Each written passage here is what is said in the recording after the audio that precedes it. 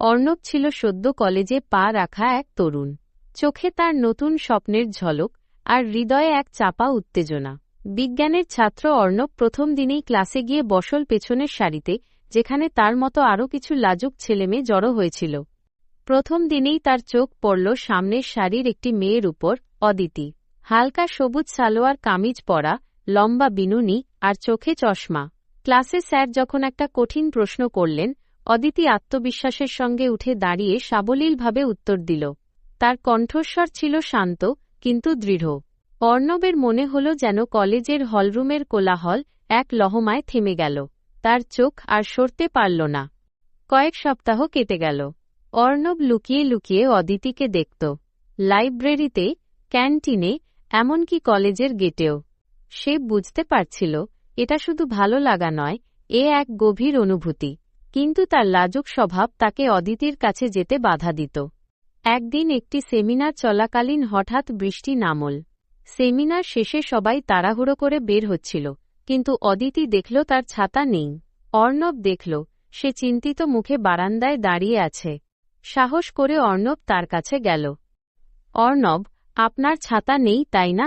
অদিতি ঈষৎ চমকে, হ্যাঁ, আজ আনিনি। অর্ণব, যদি কিছু মনে না করেন, আমার ছাতার নিচে আসতে পারেন। আমি আপনাকে গেট পর্যন্ত এগিয়ে দেব। অদিতি একটু হাসল। সেই হাসি দেখে অর্ণবের মনে হল, বৃষ্টির সব ক্লান্তি যেন দূর হয়ে গেল। ছাতার নিচে দুজন হেঁটে চলল। নীরবতা ভাঙল অদিতি। অদিতি, ধন্যবাদ, অর্ণব।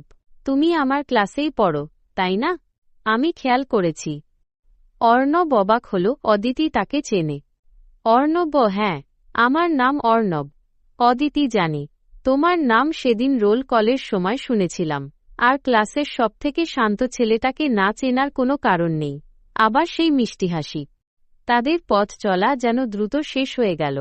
গেটের কাছে এসে অদিতি বলল, কাল দেখা হবে। আর তোমার ছাতাটার জন্য অনেক ধন্যবাদ। সম্পর্কের শুরু। পরের দিন থেকে অর্ণব আর অদিতির মধ্যে কথা বলা শুরু হল। ক্যান্টিনের এক কোণে তারা একসাথে বসত, নোটস আদান প্রদান করত, আর তাদের ভবিষ্যৎ স্বপ্ন নিয়ে কথা বলত। অর্ণব জানতে পারল অদিতি খুব ভালো ছবি আঁকে, আর অদিতি জানল অর্ণব পুরনো বাংলা গান ভালোবাসে। 1 মাস পর কলেজে একটা সাংস্কৃতিক অনুষ্ঠান ছিল। অর্ণব সাহস করে অদিতিকে প্রপোজ করার সিদ্ধান্ত নিল। সে একটি হলুদ গোলাপ আর তার হাতে আঁকা একটি ছোট্ট স্কেচ নিয়ে গেল, যেখানে সে অদিতির হাসিমুখটা এঁকেছিল। অনুষ্ঠান শেষে সবাই যখন বাড়ি ফিরছে, অর্ণব অদিতিকে এক নিরিবিলি জায়গায় ডাকল। তার হাত কাঁপছিল, বুক ধড়ফড় করছিল। অর্ণব, অদিতি, আসলে আমি অনেক দিন ধরে একটা কথা বলতে চাইছিলাম।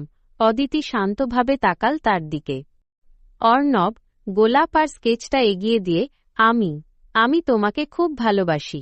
কলেজ আমার কাছে শুধু পড়ার জায়গা নয়, কারণ এখানে এসে আমি তোমার মতো একজনকে খুঁজে পেয়েছি। তুমি যদি না বলো, তবু আমরা বন্ধু থাকব, কিন্তু আমার এই অনুভূতিটা গোপন করা আর সম্ভব হল না। অদিতি কিছুক্ষণ স্কেচটার দিকে তাকিয়ে রইল। তারপর মুচকি হেসে স্কেচ আর গোলাপটা হাতে নিল। অদিতি, জানো অর্ণব, আমিও অনেক দিন ধরে তোমার জন্য অপেক্ষা করছিলাম। তোমার চোখ আর তোমার লাজুক স্বভাব, আমি প্রথম দিন থেকেই মুগ্ধ। তুমি আমার কাছে আসবে কিনা সেটাই দেখছিলাম। তার চোখে দুষ্টুমি ঝলসে উঠল। অদিতি, হ্যাঁ, আমিও তোমাকে ভালোবাসি। আর এই স্কেচটা আমার কাছে খুব স্পেশাল হয়ে থাকবে। অর্ণবের মনে হল যেন কলেজের সব আলো একসাথে জ্বলে উঠল। সেই প্রথম দিনের বৃষ্টি ভেজা ছাতার নিচের পথ চলাটা যেন আজ এক নতুন রোমান্টিক গল্পের জন্ম দিল। কলেজ জীবন তাদের শুধু ডিগ্রি নয়, জীবনের সেরা উপহার, প্রথম ভালোবাসা এনে